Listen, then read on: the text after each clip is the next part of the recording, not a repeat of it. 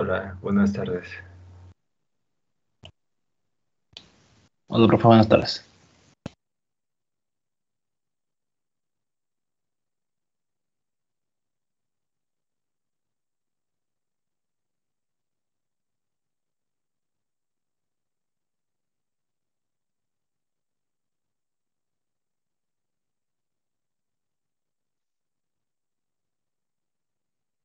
Bien, antes de comenzar y de grabar, les quería mostrar algo que recibí el día de hoy de parte del jefe de tecnología avanzada. Voy a compartir la pantalla. Es un correo que dice, a lo mejor lo ven pequeñito, pero lo voy a leer. Dice, por este medio se les hace una cordial invitación a reactivar el uso de laboratorios e instalaciones realizando prácticas y evaluaciones presenciales. En la unidad se cuenta con las condiciones de sanitización y espacios necesarios para realizar estas actividades. Esto debido al cambio de semáforo y el alto porcentaje de vacunados en la población.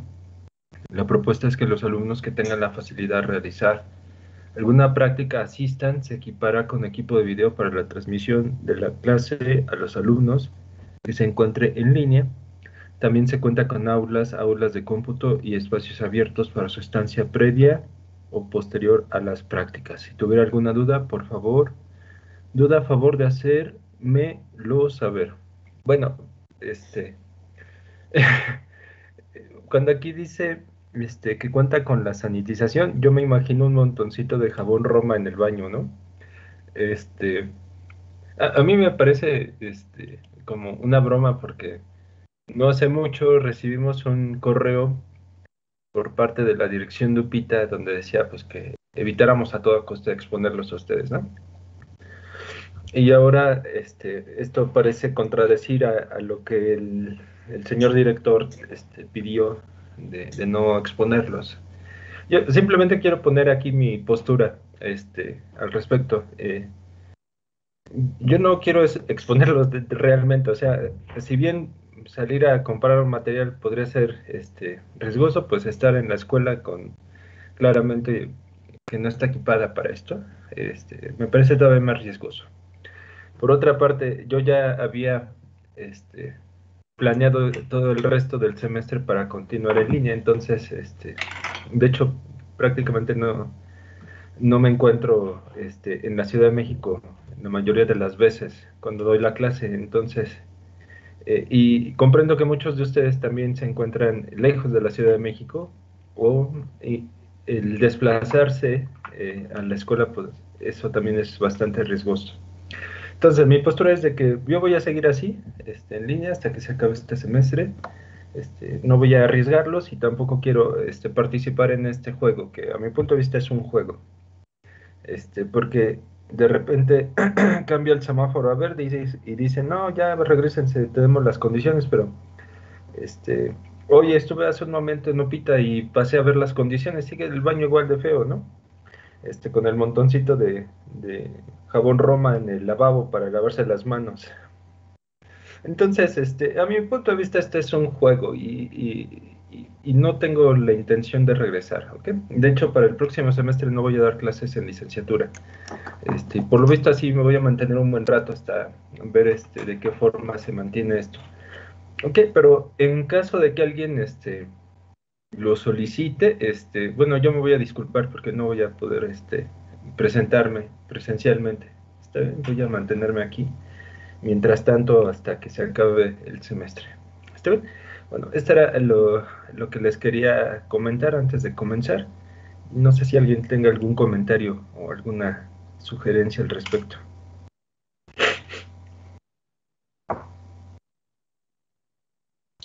No, ninguno.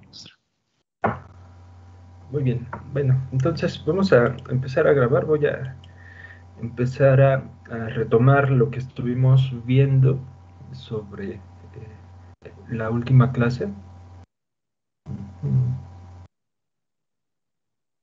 Aquí está. Entonces, en la última clase estuvimos viendo a manera de introducción las antenas en su generalidad, y mencionábamos que las antenas, básicamente un dispositivo que vive en la capa física. Suelen ser hechas de alambre, láminas o trazos en las pistas de circuito impreso. Tienen diferentes formas, pero en esencia el funcionamiento es similar. Las antenas transforman corrientes eléctricas en campos electromagnéticos. Por supuesto, las corrientes tienen que ser oscilantes o alternas, pues.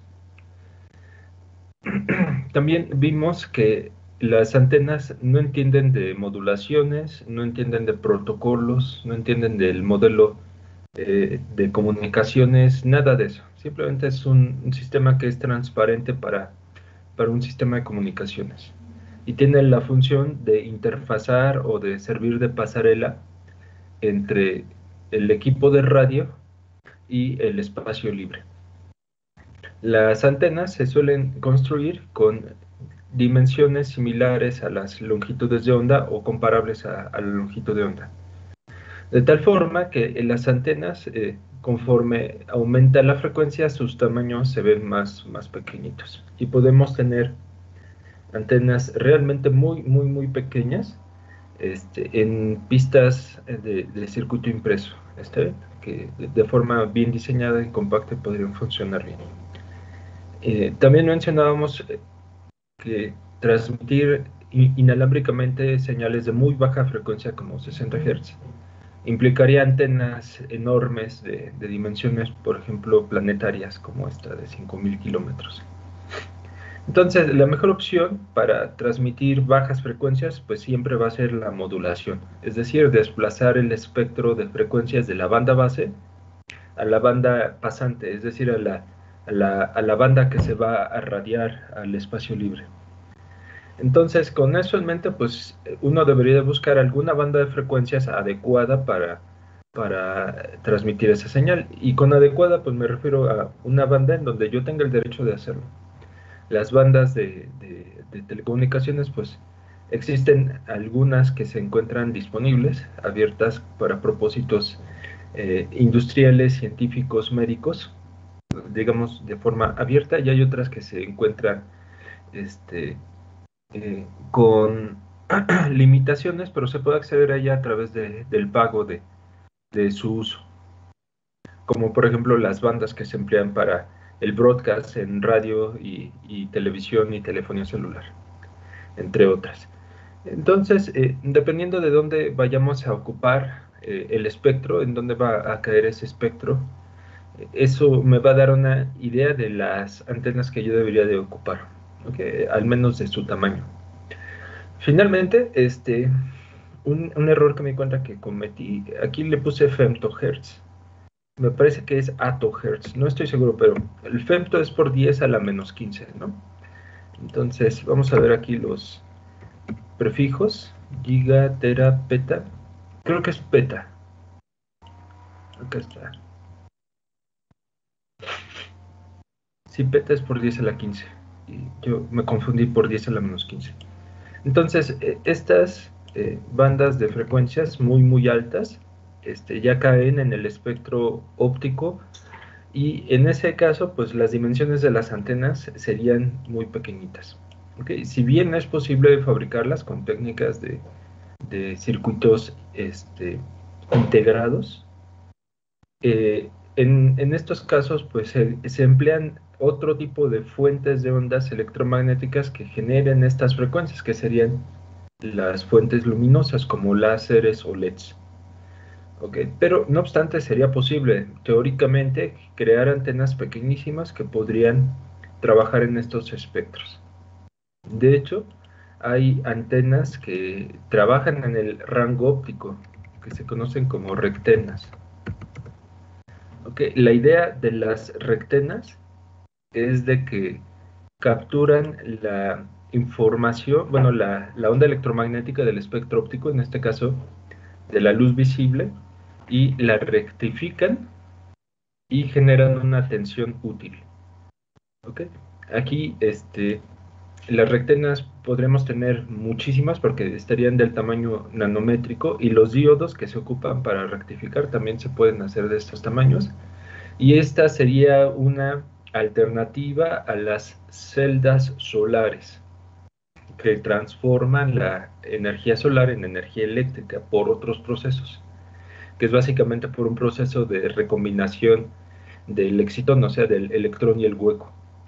En este caso, las rectenas, el procedimiento es como tratar de rectificar la energía que generaría la onda electromagnética en una antena muy pequeñita a través de un diodo. ¿Okay? Y estas, a mi punto de vista, son más eficientes que las celdas de silicio y este es otro campo de acción. Pero esta es, como menciono, una tecnología que emplearía antenas muy, muy pequeñas. Más allá de eso, no tienen como mucho interés en telecomunicaciones. Lo mismo la banda de terahertz, que sigue estando en desarrollo, en investigación. Las antenas se realizan en tamaños micrométricos, empleando, por ejemplo, silicio o lentes de silicio para concentrar la información en estas antenas. Y más allá de esto, las otras antenas en bandas de los gigahertz o megahertz suelen tener dimensiones de centímetros o de metros, ¿ok? Y se pueden hacer de forma simple eh, a partir de alambres o de placas. Y bueno, este sería el resumen. No sé si hasta aquí tengan alguna pregunta.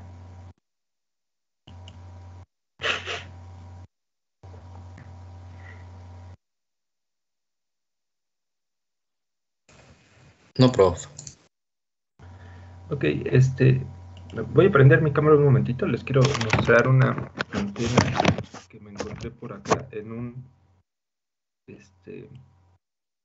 ¿cómo se llaman? No sé si la distinguen, pero este es de los AirPods, me parece que sí se llaman. Ahí más o menos se ve. De, de, que se, de los audífonos inalámbricos, pues que se conectan de forma Wi-Fi, perdón, Bluetooth. Esa parte espiral que se ve allí, o como especie de vaivén, esa es una antena para esta banda de frecuencia. Y yo quiero que lo comparen con el tamaño de un bolígrafo, por ejemplo. Ahí así. Entonces, muy pequeñita, ¿no? Entonces, pueden hacer antenas así muy, muy pequeñitas, como lo pueden ver acá. De hecho, ahí la parte circular que se ve es un micrófono, ¿no? Me parece que ha de ser MEMS, este tipo de micrófono. Y la electrónica, pues, es este pequeño circuito integrado que tiene todas las funciones de la capa de protocolos del Bluetooth para realizar la comunicación. Este es un ejemplo, me gustó mucho cómo lo diseñaron y pues cabe perfectamente en el empaque de ese AirBot para escuchar la, la, la música de su celular o las llamadas del celular. Entonces pueden hacer así de pequeñitas o pueden ser mucho más grandes. ¿Está bien? En general esto es algo que depende del diseño de su antena. Ahora, vamos a continuar con la teoría de antenas. Quiero recordar algunas de las cosas que deben de saber y que son las que gobiernan a las antenas. Okay, esta sería la clase del 20 de octubre.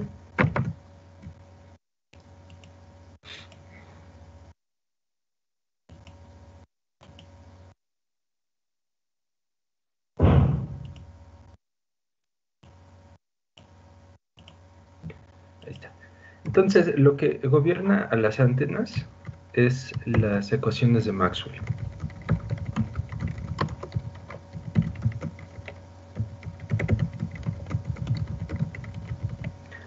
Las ecuaciones de Maxwell son un sistema de ecuaciones diferenciales que tienen esta forma.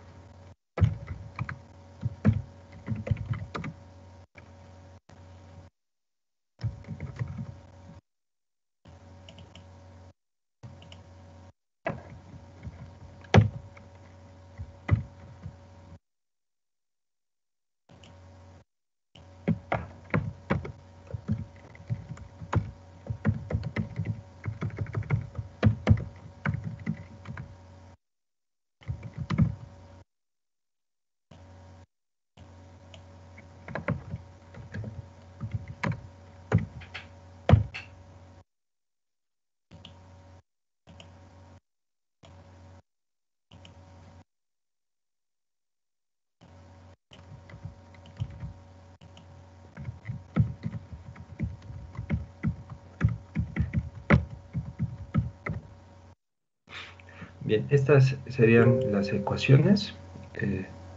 Son ecuaciones en derivadas parciales. Cada una de estas ecuaciones representa 3 ecuaciones en realidad, ¿no? Pueden ver que tenemos un rotacional, entonces este rotacional sobre un campo vectorial produce un vector que va a tener 3 componentes. Similarmente, el lado derecho tendrá otras 3 componentes. Entonces, estas 3 componentes, igualándolas, pues, genera 3 ecuaciones. La otra genera también 3 ecuaciones. La primera de estas la conocemos como la ley de Ampère.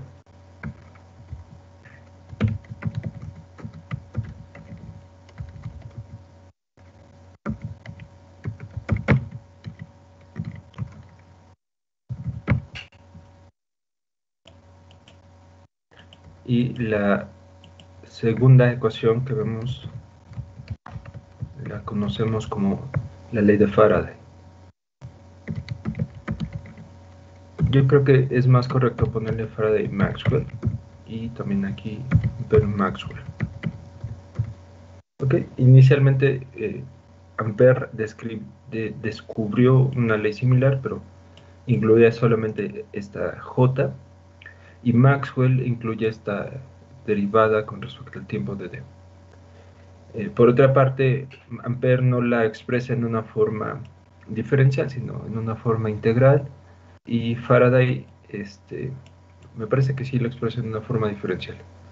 Pero al final, la forma que nosotros tenemos actualmente pues es debida a 2 científicos que se llaman Gibbs y Heaviside, que es quienes a inicios del siglo XX, finales del XIX, formulan la teoría de Maxwell en la forma que actualmente se enseña en todas partes. Ahora, hay otras 2 ecuaciones que se les conoce también como ecuaciones de Maxwell, que son las siguientes.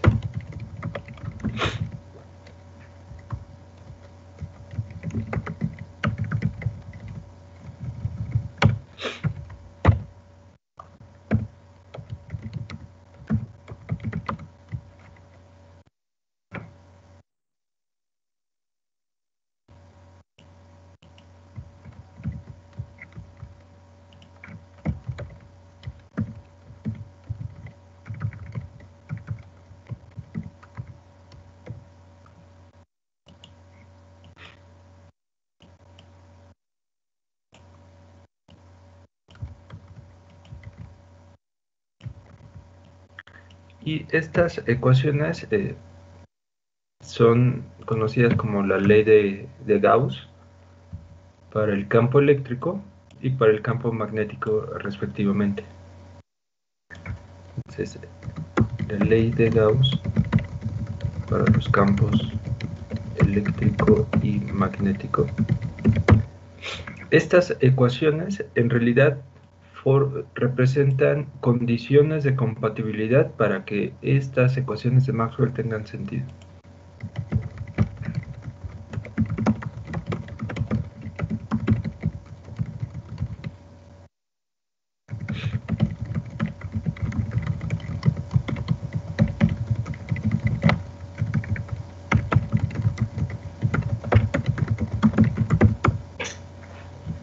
Ok, entonces uno podría resolver las ecuaciones directamente, estas 2 que están aquí, sin necesidad de invocar a estas condiciones de compatibilidad, pero se puede demostrar que podrían representarse soluciones que no tengan sentido físico.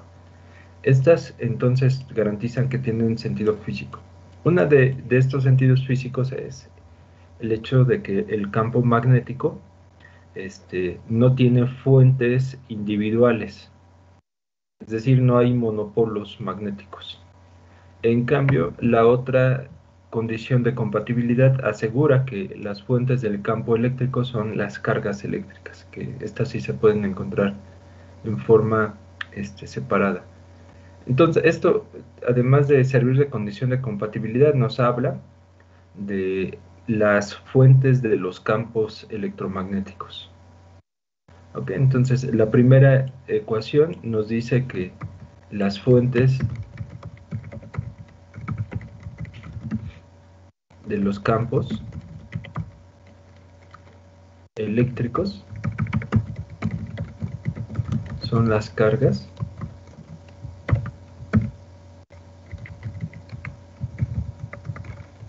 Y posteriormente se verá que también son las corrientes.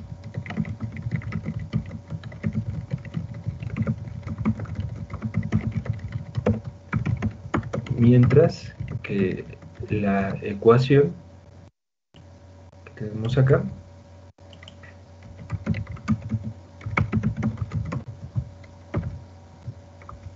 indica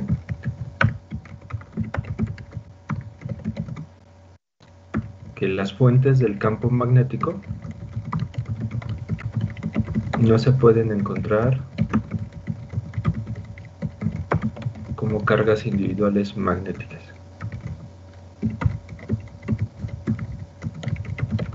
Es decir, no existen monopolos.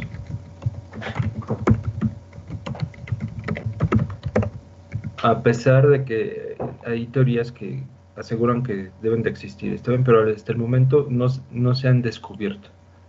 Yo creo que esa sería la palabra más adecuada.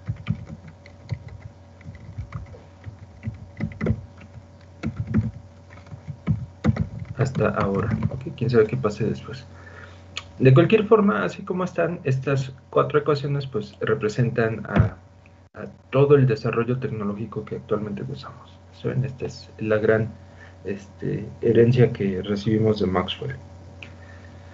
Ahora, aquí ustedes notarán que estoy escribiendo con estas letras cursivas. Esto tiene un sentido. Estas letras cursivas representan valores reales de los campos.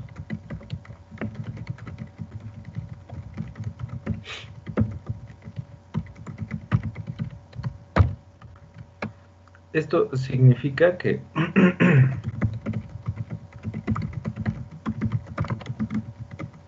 los campos representan cantidades reales. Esto, en otras palabras, indica que estos campos se van a traducir en fuerzas que se pueden medir.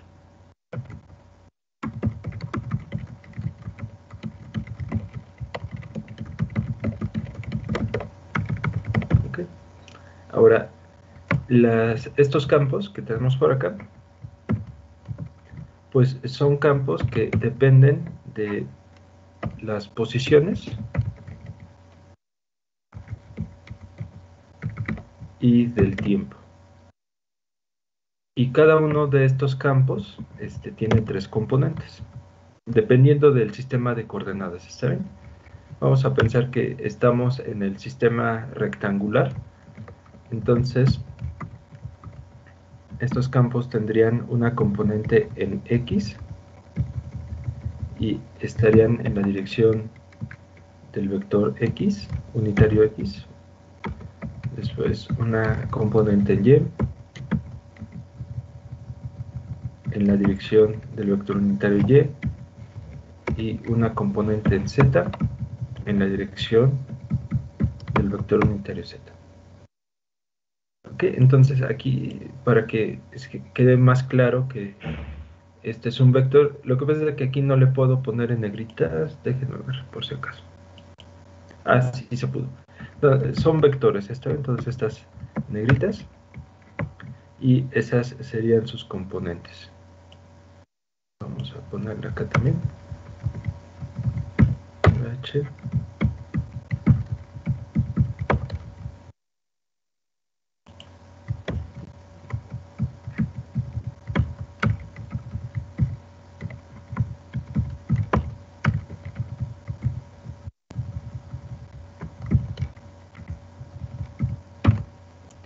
Así, y estos también es negritas. De esta manera. Que esto entonces en el caso de que el vector lo estemos representando en coordenadas rectangulares.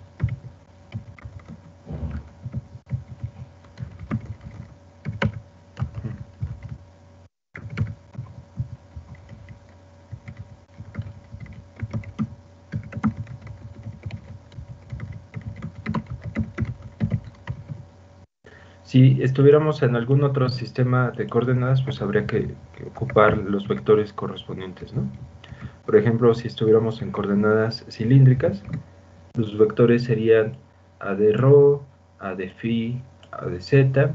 Si estuviéramos en coordenadas esféricas, a de r, a de teta, a de phi, etcétera.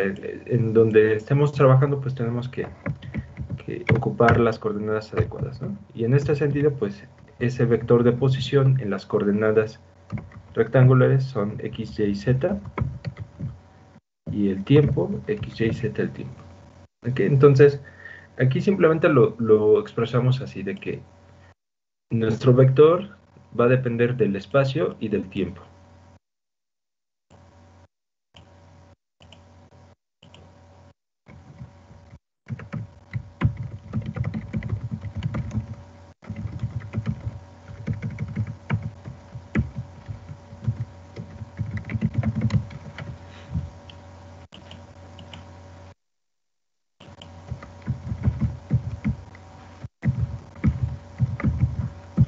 Bien, entonces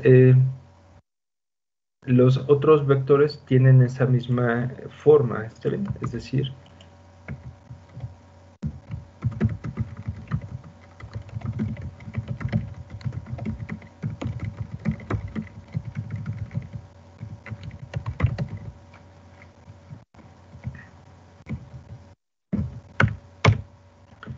tendríamos que esta h sería un vector que depende del espacio y el tiempo, así.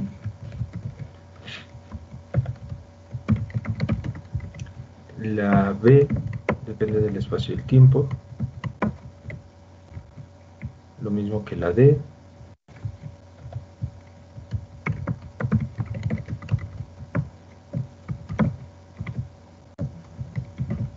Lo mismo que j.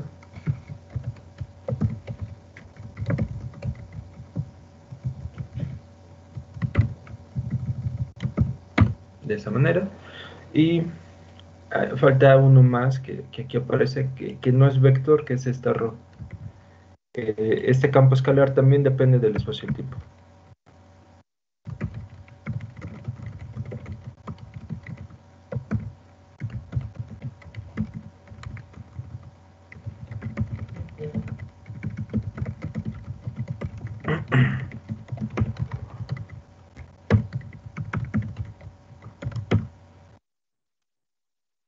Ok, y nada más para recordarles lo que significa cada cosa, ¿no?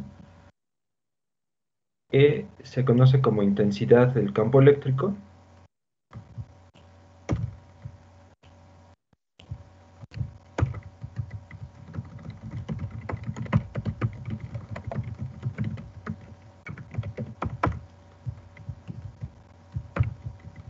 H es la intensidad del campo magnético.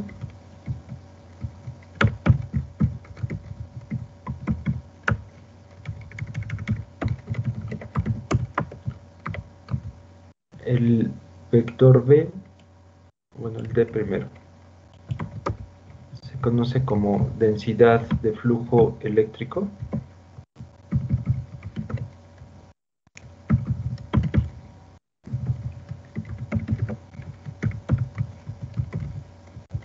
El V se conoce como densidad de flujo magnético.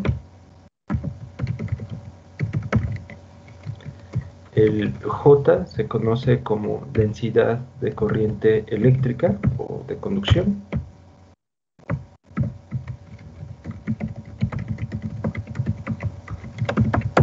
Y finalmente, el ρ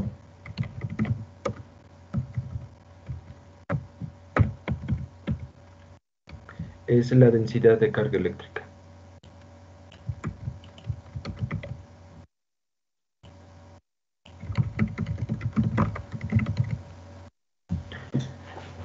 Entonces, cuando me refiero a que todos estos campos, por ser reales, representan fuerzas, la fuerza a la que me refiero es la fuerza de Lorentz. Voy a poner esto aquí abajo.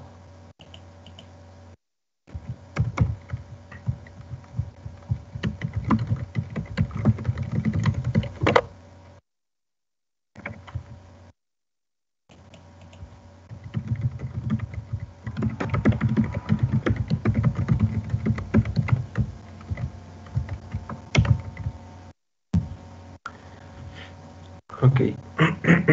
Ujú. Dice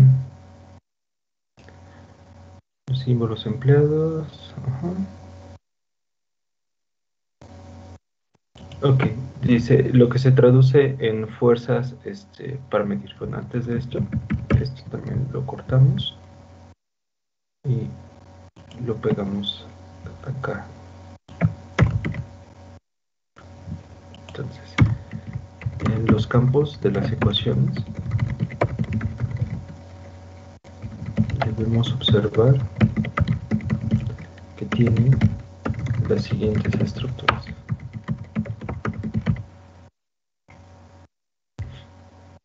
Ok, entonces son fuerzas que se pueden medir. Esa fuerza es de la siguiente manera.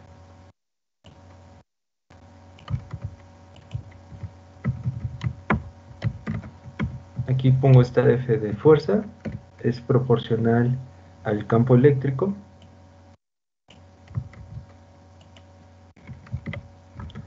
y proporcional al producto cruz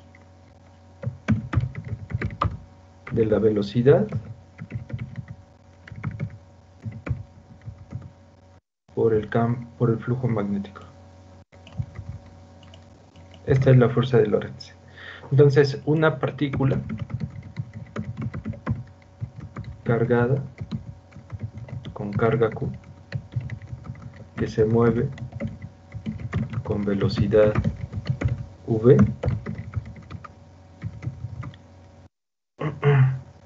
se ve sometida a una fuerza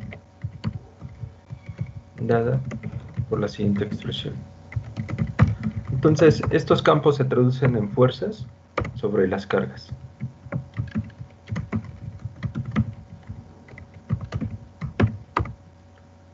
¿Está bien? No sé si hasta aquí tengan alguna pregunta.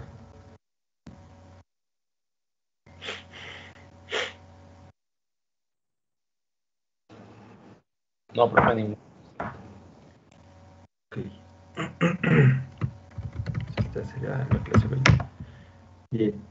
Ahora hay otra ecuación más que complementa el esquema de las ecuaciones de Maxwell, que es también otra condición de compatibilidad entre los campos, y es la ecuación de continuidad.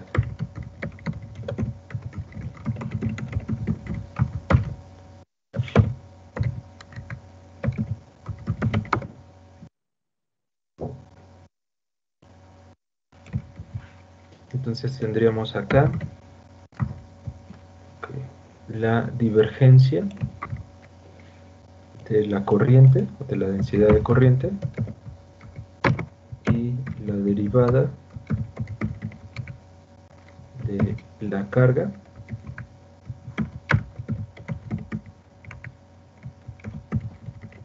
con respecto al tiempo es igual a cero. Entonces, esta es la condición de compatibilidad entre las cargas y las corrientes. ¿Ok?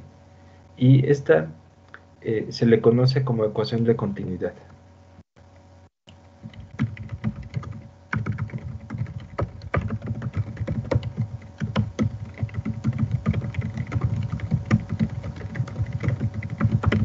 Además, tiene el significado físico de establecer la conservación de la carga eléctrica.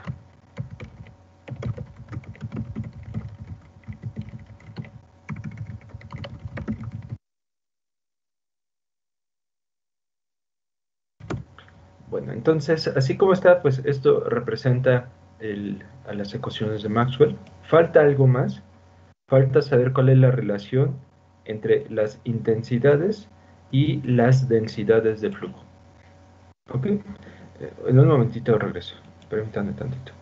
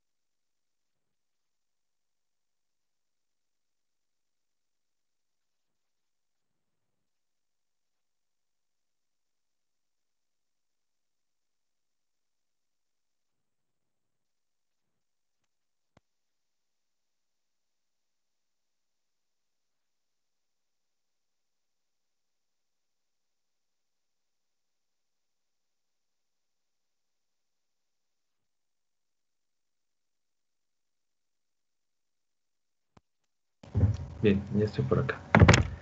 Entonces, como les decía, falta aquí lo que permita relacionar a las intensidades de campo con las densidades de flujo. Y eso se conocen como las relaciones constitutivas.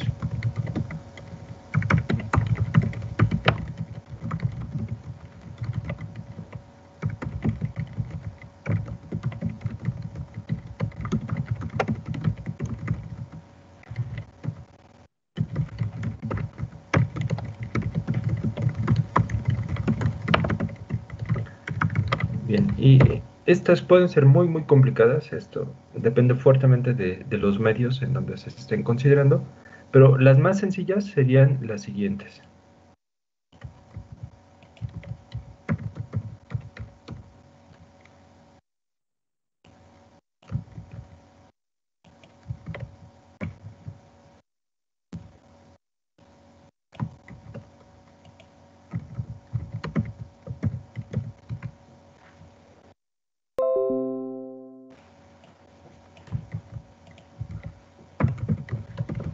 Ok, aquí los parámetros epsilon y mu se conocen como permitividad y permeabilidad.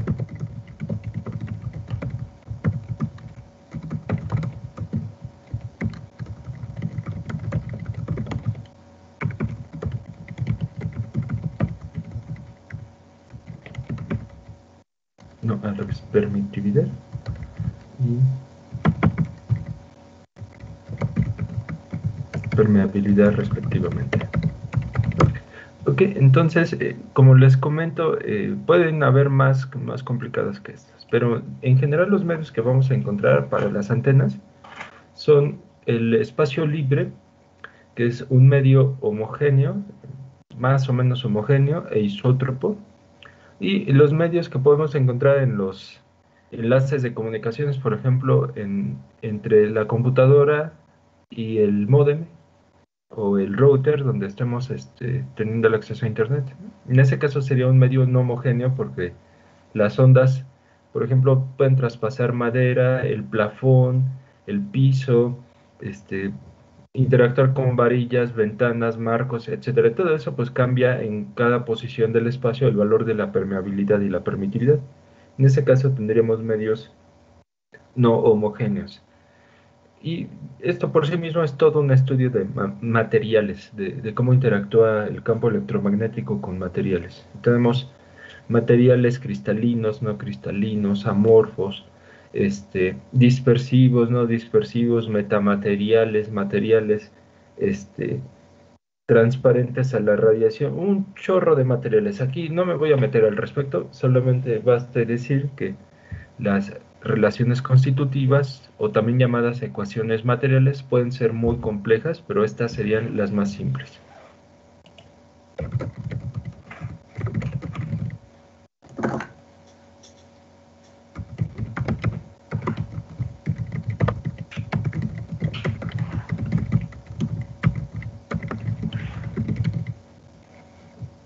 Bien, ahora, así como está todo esto, pues es las ecuaciones de Maxwell, dependiente del tiempo.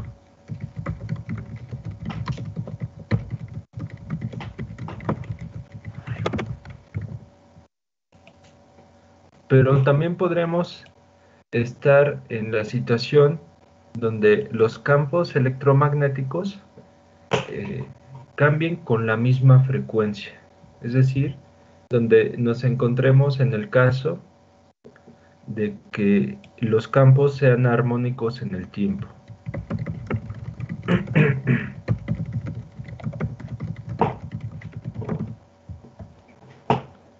Bien, entonces si tenemos esto de los campos armónicos en el tiempo, significa que, por ejemplo, este campo eléctrico que tenemos por acá, se podría representar de la siguiente manera.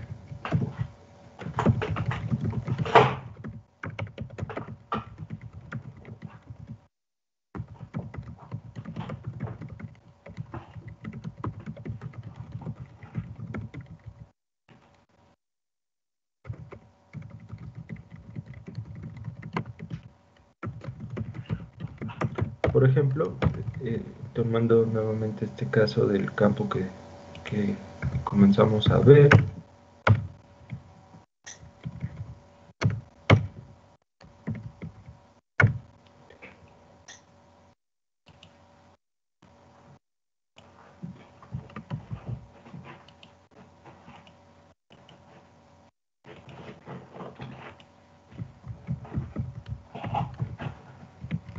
entonces en la componente X de este campo podríamos pensar que depende de una amplitud,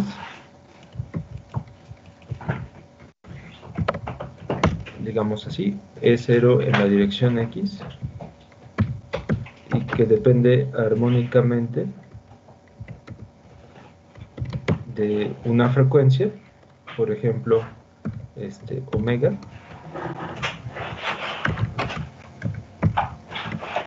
y que tiene un desfasamiento en X. ¿Okay? Esta amplitud que aquí estamos poniendo así sería en cada uno de los puntos que lo componen. ¿Sí? En cada punto yo mediría una amplitud, pero en cada punto el campo oscila con la misma frecuencia. Entonces esto va en la dirección X. Similarmente, para la componente en Y, tendríamos una amplitud en Y,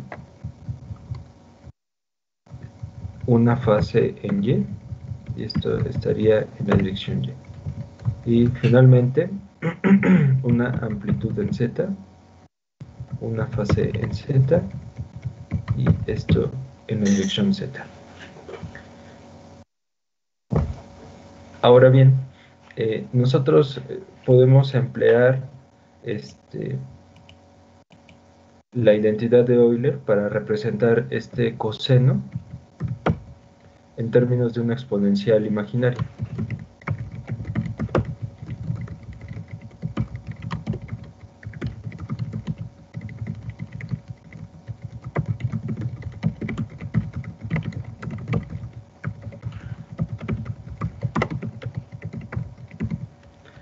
Entonces, esto significa que la identidad de Euler es la siguiente, de que si tenemos e a la ix, bueno, le voy a poner así, i teta, simplemente es algún ángulo, esto sería igual al coseno de teta, más i,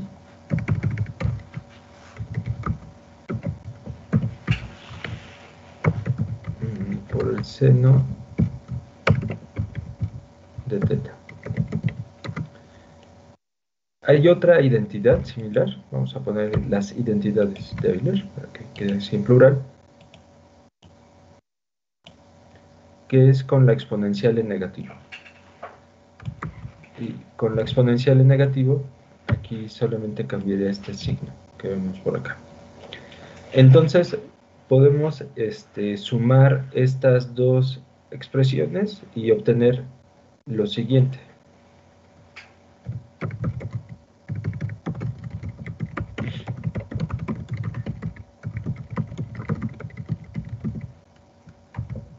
Entonces tendríamos e a la i teta en el lado izquierdo, más e a la menos i teta, también en el lado izquierdo, y en el lado derecho se cancelarían los términos imaginarios y quedaría solamente dos veces el coseno de teta. ¿Okay? Y este 2 pues lo podemos pasar dividiendo. Esta sería la representación del coseno en términos de exponenciales. Por otra parte, bueno, voy a continuar con esto. Si restamos,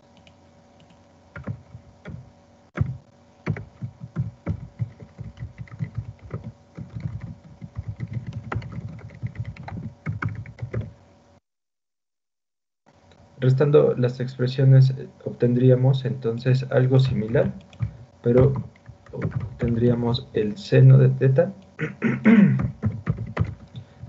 Aquí iría con un signo menos y tendríamos la unidad imaginaria aquí. Ok, entonces esto resulta de estas expresiones. Ahora bien, otra forma de ver al coseno de teta es como la parte real de esta expresión.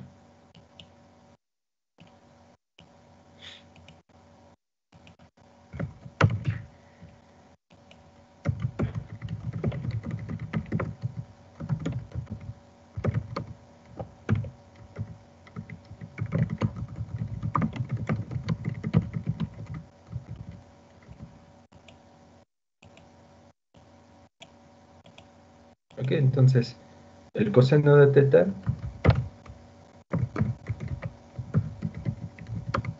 sería la parte real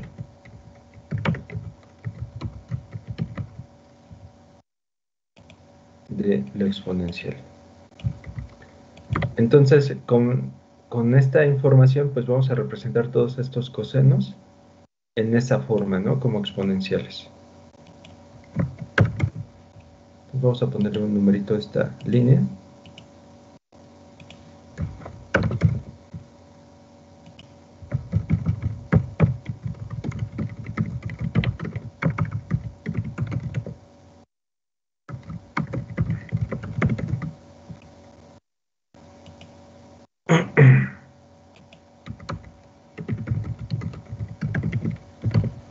Ok, lo voy a copiar.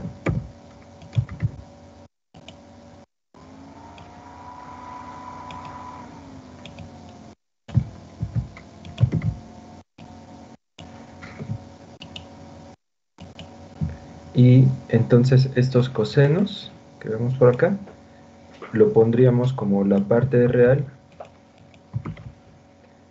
de este ángulo. Este sería el que tomaría el papel del teta. De esta manera. Similarmente, este otro coseno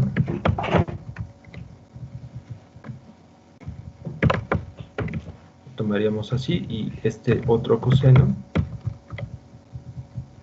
lo tomaríamos también así.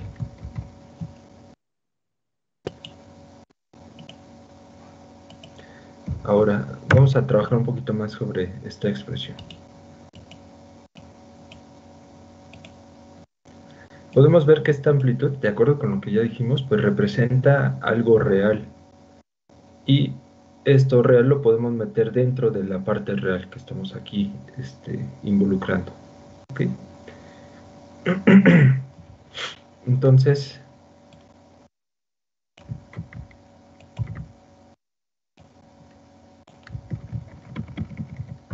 esta parte real nos quedaría así.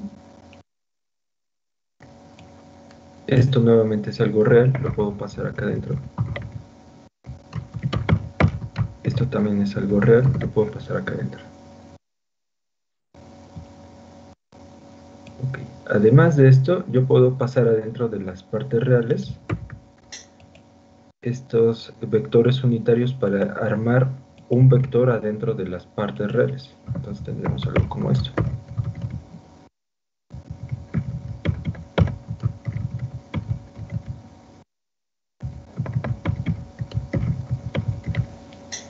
De esta manera. Bueno, todavía no, esto me lo voy a reservar un poquito. Lo que vamos a hacer es separar esta exponencial en dos partes. Una parte que va a tener únicamente la parte angular o esta fase, y una parte que va a tener la variación armónica en el tiempo. Así. ¿Okay? No hay que perder de vista que la fase, así como la amplitud, puede depender del punto en donde lo estemos midiendo. Algo similar para las otras.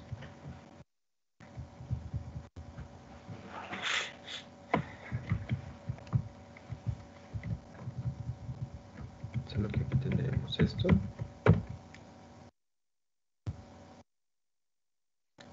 y algo similar para esta con Z.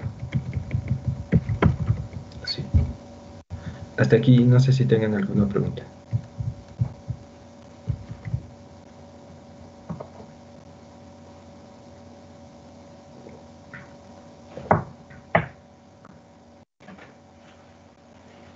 Muy bien. Entonces voy a continuar. Ahora sí voy a hacer lo que les comentaba de tratar de que quede todo en una solo parte real y voy a meter estos vectores unitarios adentro de cada una de las partes reales. Estamos haciéndolo así por las piedritas. Entonces esto lo ponemos por acá. Esto lo ponemos por acá.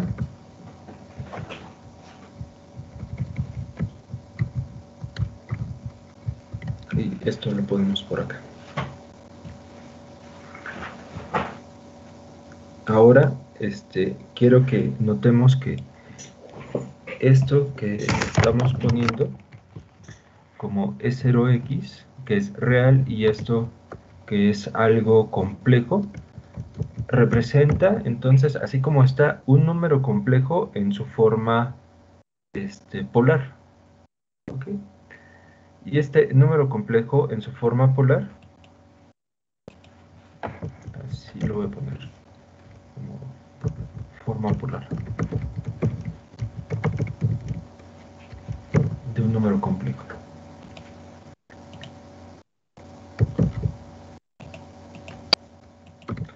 Y este número complejo que estamos representando aquí en forma polar, lo voy a escribir de esta manera, como EX. Observen que ya no estoy usando la cursiva, sino las romanas, las letras romanas para indicar que esto es algo complejo. ¿Okay? Entonces, esta es la forma polar del número complejo, que lo vamos a llamar como EX. Similarmente, esta es la forma polar de un número complejo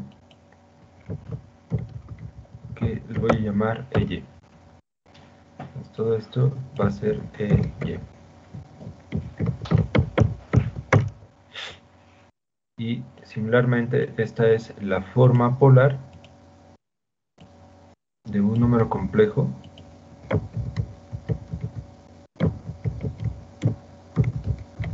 que le voy a llamar EZ. Entonces, acá queda así. Vean que estos números complejos, X, Y y Z, llevan la información de la amplitud y de la fase. Entonces, aquí hay dos informaciones, amplitud y fase en la dirección X. Aquí hay también dos, amplitud y fase en la dirección Y. Aquí hay dos, amplitud y fase en la dirección Z. ¿Okay? Ahora, continuando con esto, ya voy a reunir esto en una única parte real, de esta manera.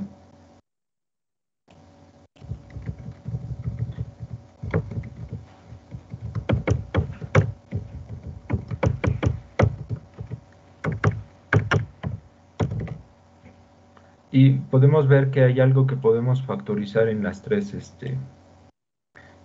expresiones, que es la exponencial imaginaria.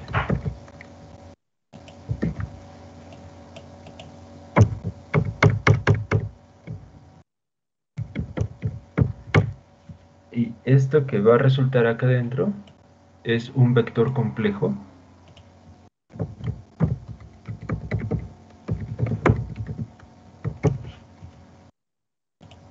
que vamos a denotar con las letras negritas.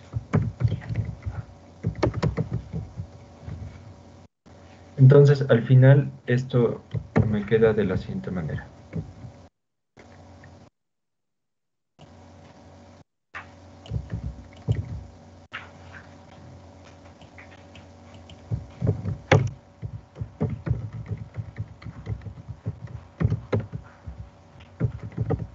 Entonces, este vector complejo lleva 6 cosas. Piensen que es como una especie de ropero que tiene 6 cajones.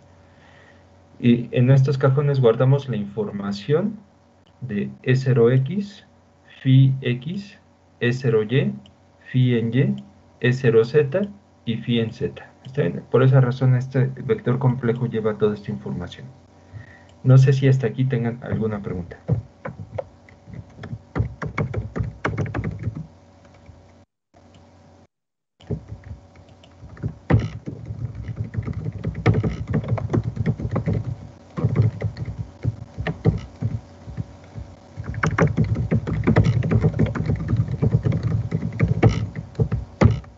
Entonces, la información que tiene este numerito o esta cantidad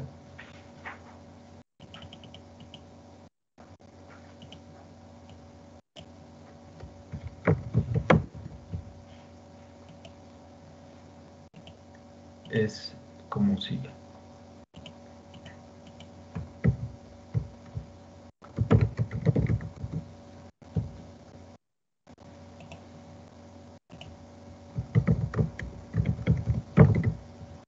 Entonces vamos a tener amplitudes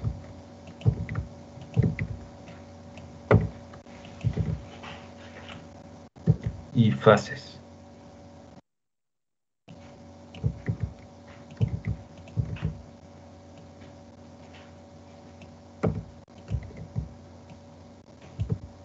¿Está bien? Todo eso viene aquí guardadito. Y bueno, aquí pueden ver cómo se construye este vector complejo. Bien, entonces así, de esta manera, pues se ve como muy cómoda la representación de un campo que depende del tiempo y del espacio en términos de algo que solamente depende del espacio separado de lo que depende del tiempo. Digamos que hicimos como una separación de variables. Aunque no sé si hasta aquí quieran que revisemos algo o si va quedando más o menos claro.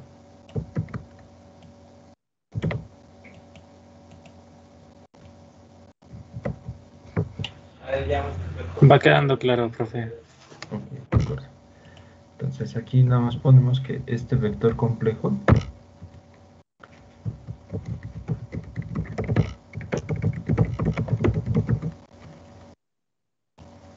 depende únicamente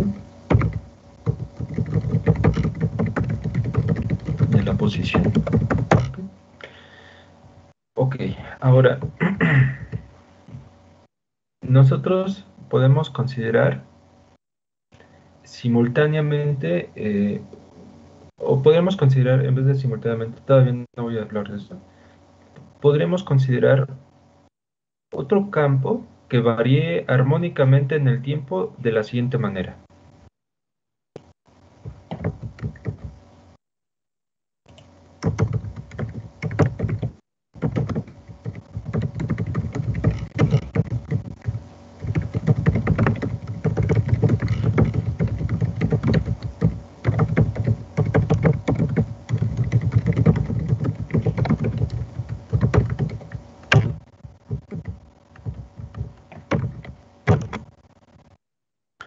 Este campo lo voy a llamar como E'.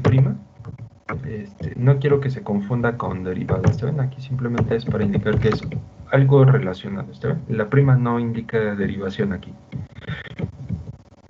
Igual aquí, este campo eléctrico, le pongo la prima, tiene sus tres componentes, en el caso de que sea la variación armónica, pero de que esté en el sistema de coordenadas rectangulares. Ok, la voy a poner aquí, así. Insisto, si estuviéramos en otro sistema de coordenadas, pues hay que escribir las coordenadas y los vectores unitarios que le correspondan.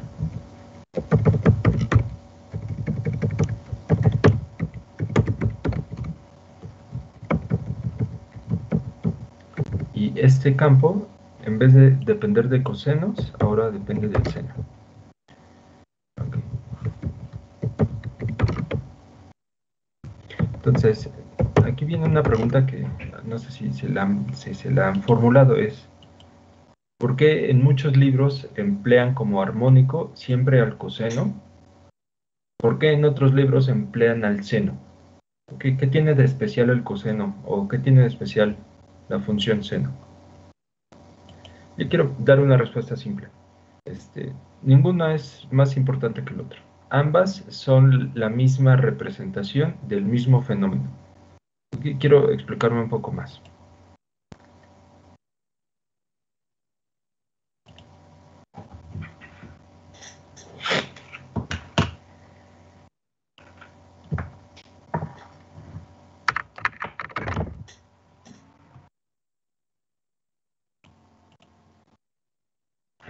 Vamos a suponer que tenemos a nuestro osciloscopio y estamos en algún circuito donde estamos midiendo una señal que es precisamente senoidal. Entonces, el osciloscopio pues, va a presentar toda una serie de líneas que sirven como referencias, ¿no? Tanto de amplitud como de tiempo. Vamos a tener allí una cuadrícula.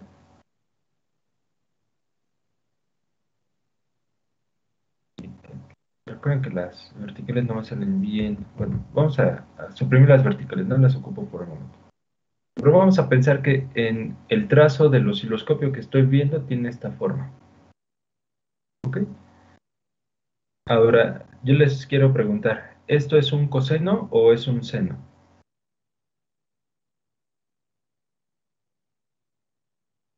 Depende del lugar que parta, ¿no? Si partimos del Exactamente principio, pues aquí. sería un seno. Ajá. Esa es la respuesta. Depende del origen que yo escoja. ¿Está bien? Aquí. Ok, creo que es esta.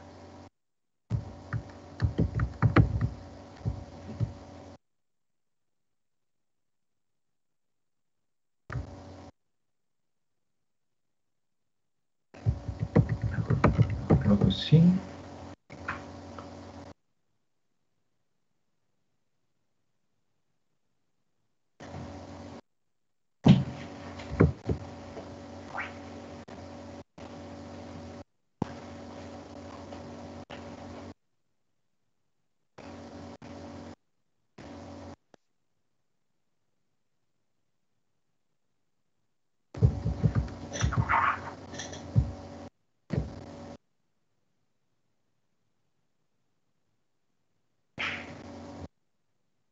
Ok.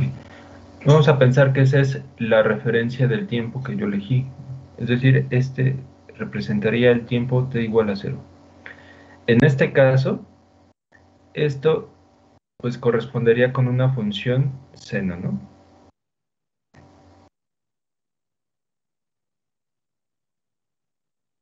Ahora vamos a pensar que yo elijo otra referencia de tiempo. Es decir, voy a tomar alguna otra línea vertical para que represente el punto a partir del cual yo voy a hacer mis mediciones de tiempo. Entonces, si lo considero con respecto a esta línea roja, este trazo que representa ahora, Coseno. ahora es un coseno, ¿no? Entonces, es tanto seno como coseno este mismo medición, ¿está bien? En algún tiempo diferente. ¿Qué? Que tiene esta, que yo lo elijo así. Entonces vean que este trazo es seno o coseno a mi conveniencia. Es decir, si yo selecciono la referencia de tiempo de forma arbitraria, pues va a representar o seno o coseno o algo intermedio, ¿no? Es decir, si yo pongo como referencia de tiempo, digamos ahora esto,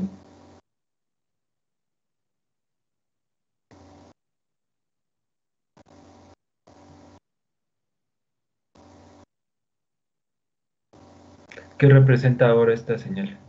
¿Seno o coseno? Podría ser un seno desfasado o un coseno desfasado. Correcto, es eso, ¿no? Es seno desfasado o coseno desfasado. Pero en cualquier forma, si yo tengo algo como un seno desfasado, digamos seno de omega t más phi o menos phi, no lo sé, esto siempre lo puedo representar en términos de seno y coseno, que como una combinación de ambas cosas, ¿no? Es decir, que no, si yo veo algo así, no puedo tener certeza de que sea seno o coseno. En realidad pueden ser las dos al mismo tiempo, es decir, es como un aspecto dual que presentan este tipo de señales armónicas. Más aún, los osciloscopios siempre tienen una perillita que me permite trasladar el oscilograma de forma horizontal, ¿ok? Para que yo lo ajuste a mi conveniencia. Es decir, si yo quiero ocupar como referencia siempre la primera línea, entonces yo puedo ajustar con perillita para que aquí yo tenga ahora mi trazo de esta manera y que empiecen así mis trazos. ¿Está bien? O puedo moverlo de la forma que yo quiera. Entonces, la respuesta que les doy es esta. Usar seno o coseno no tiene la mayor importancia.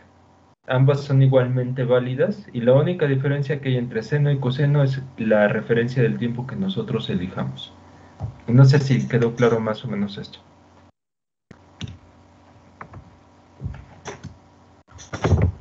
Sí, sí quedó.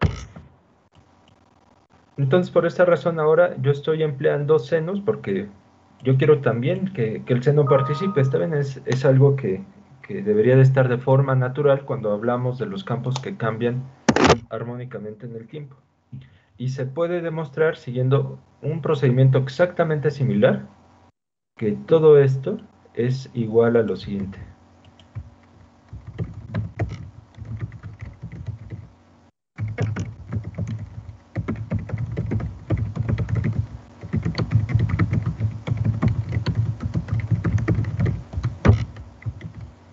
Que este es cero, perdón, E', que depende del espacio y del tiempo,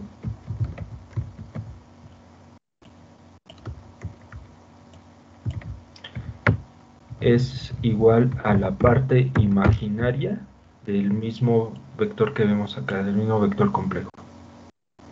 Okay. Siguiendo algo totalmente similar, ustedes lo pueden probar que los senos que aquí aparecen, el seno es la parte imaginaria que viene acá en 2. Okay. Entonces, siguiendo algo similar, llegan a esta misma expresión. Bien, ahora vamos a pensar que tenemos un sistema lineal, o sea, un medio lineal,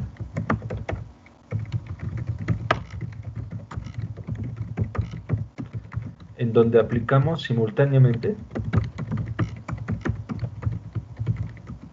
ambos campos. ¿Okay? Es decir, voy a aplicar el campo que es con el coseno y le voy a sumar este campo que es con los senos. Pero este campo le voy a agregar un factor que es la unidad imaginaria. ¿Okay? Entonces, el campo sin la prima, dijimos que tenía esta representación de la parte real. Después, el campo con E', dijimos que tenía la representación con la unidad imaginaria, ¿así? Entonces, lo que tengo aquí es la parte real de algo más y la parte imaginaria de algo. ¿A cuánto es igual esto?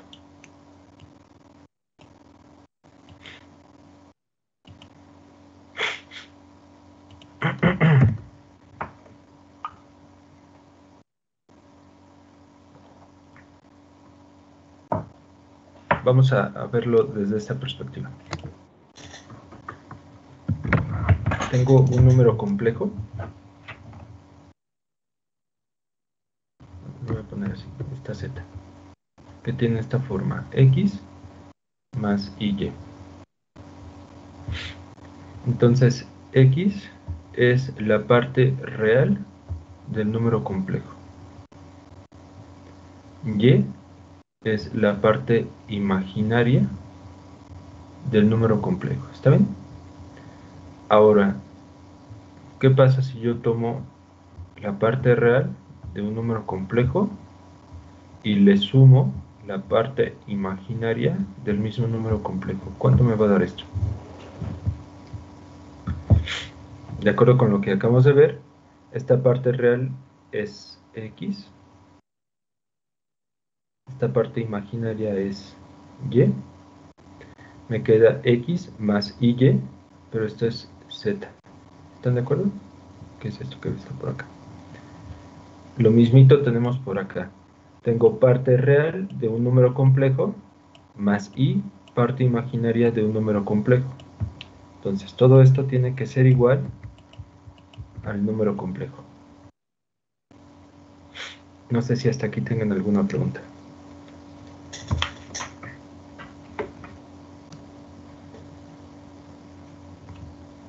No, ninguno. Entonces podemos ver que este campo incluye las dos posibilidades de tener coseno y seno, ya que dijimos que ni uno ni otro es más especial, ambos tienen la misma importancia. ¿Ok? Entonces, con esta representación yo estoy cargando la parte cosenoidal y la parte senoidal de la variación armónica en el tiempo. Y ambas aquí vienen en esta exponencial. ¿Ok? Entonces, de esta manera, con esta exponencial, pues estoy cargando con ambos, coseno y seno, y no le doy mayor importancia a uno ni a otro. Ambas representan lo mismo, el mismo fenómeno físico, la misma variación en el tiempo.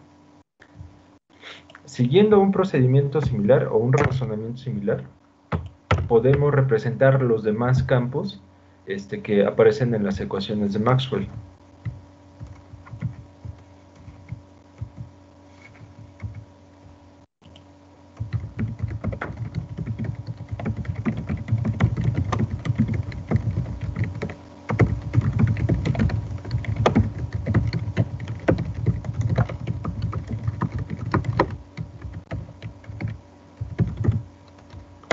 Por ejemplo, con respecto al campo magnético, armónico en el tiempo, entonces tendríamos un campo H, un campo H',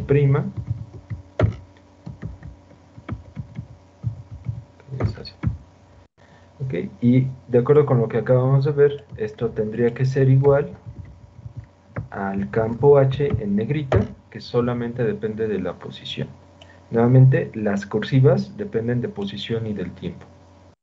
Y en particular, estas son armónicas en el tiempo con una forma similar a las que empezamos por acá. Es decir, amplitudes, cosenos y fases. Amplitudes, cosenos y fases. Y en este vector complejo guardamos las informaciones de amplitudes y fases de cada componente.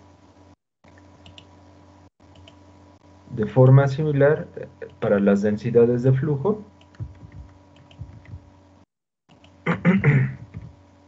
tendríamos al vector D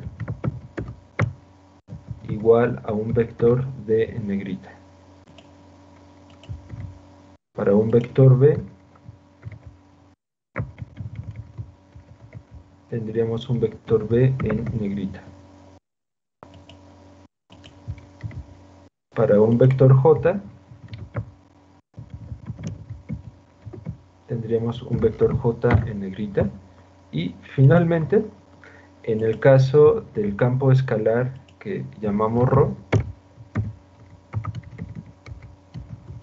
que depende del tiempo y del espacio,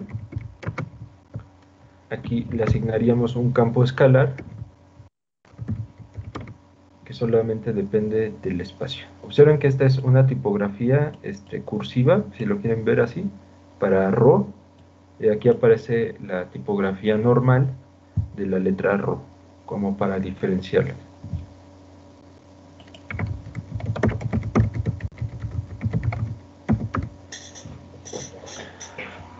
Bueno, ahora, si tenemos estos campos armónicos que dijimos que ya tienen la información de senos, cosenos simultáneamente, vamos a ver qué pasa con las ecuaciones de Maxwell.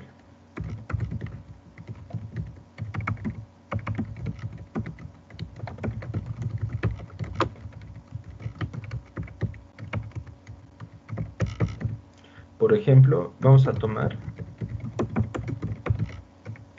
la ley de Ampère.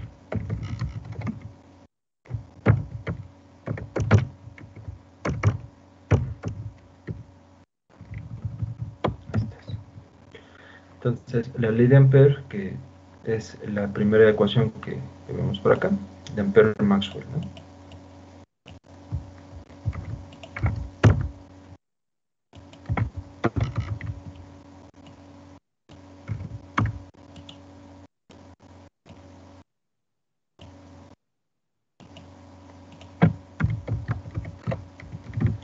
Entonces, lo que dijimos es, como el medio es lineal, yo puedo aplicar simultáneamente los dos campos. Es decir, H más IH'.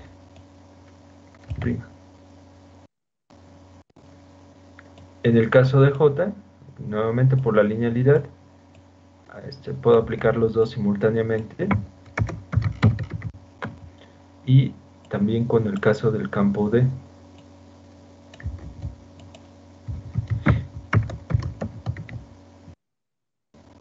Pero de acuerdo con lo que acabamos de ver, el lado derecho se convierte en el rotacional de H por E a la I omega t. El lado izquierdo, esta se convierte en J por E a la I omega t. Y la derivada con respecto al tiempo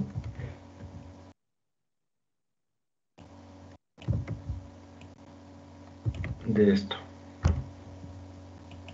Ahora, el rotacional actúa solamente sobre las componentes de la posición, es decir, no interviene en el tiempo, entonces esta exponencial la podemos poner afuera del rotacional.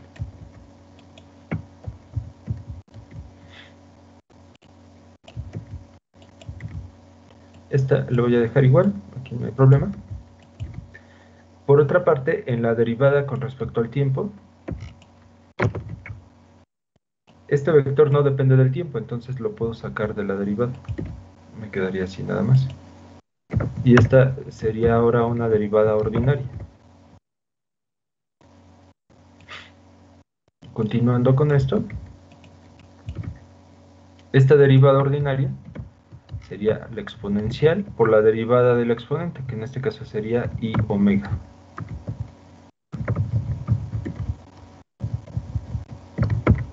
Y ya finalmente, como pueden ver, aparece la exponencial en todas partes, ¿no? Entonces la podemos cancelar.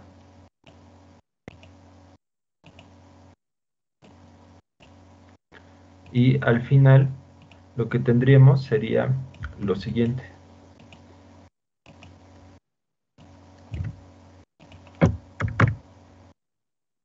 Que el rotacional de H sería igual a J más I omega D. Este sería el equivalente en términos de las amplitudes complejas del campo. Observen que ya no hay derivadas en el tiempo y de cierta forma esto simplifica las operaciones. Similarmente con las otras ecuaciones de Maxwell,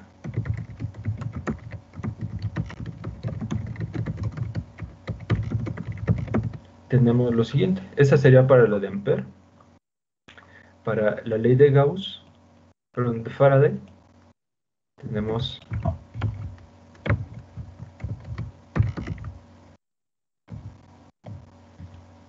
aquí aparecería únicamente el campo E.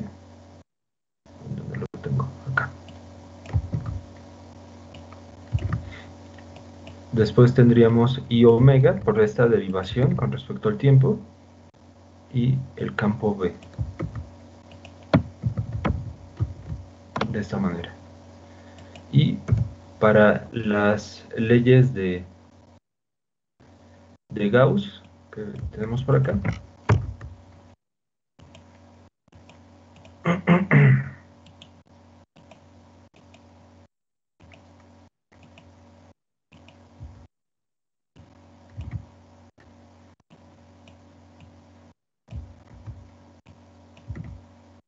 bueno, tendríamos aquí la divergencia de D Y del otro lado tendríamos a ρ, que ya no está en cursiva. Esta sería la ley de Gauss, el campo eléctrico.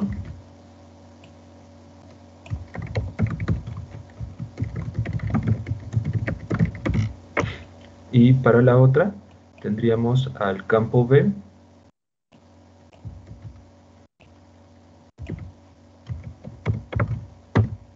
igual a 0, que representaría la ley de Gauss del campo magnético.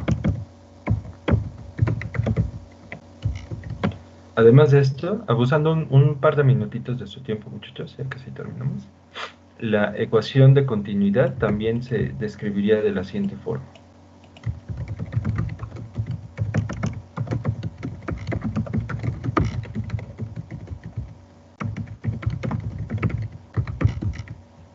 Entonces tendríamos aquí a J, la derivada, que se convierte en I omega, y a ρ. Y finalmente las condiciones constitutivas o las ecuaciones de materiales también toman la siguiente forma.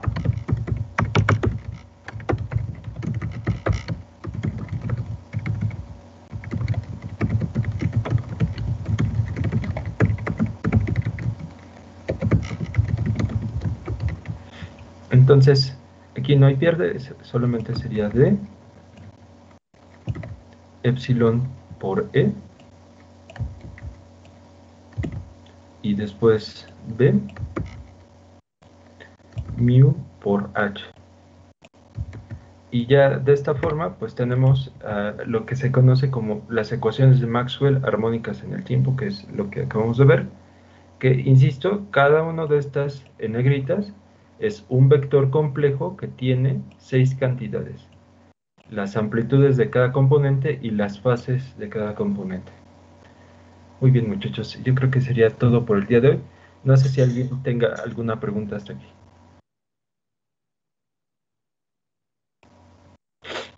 No, profe, ninguna para terminar. Muy bien, bueno, entonces nos vemos el día de mañana y continuamos un poco más sobre esto, que como una especie de repaso.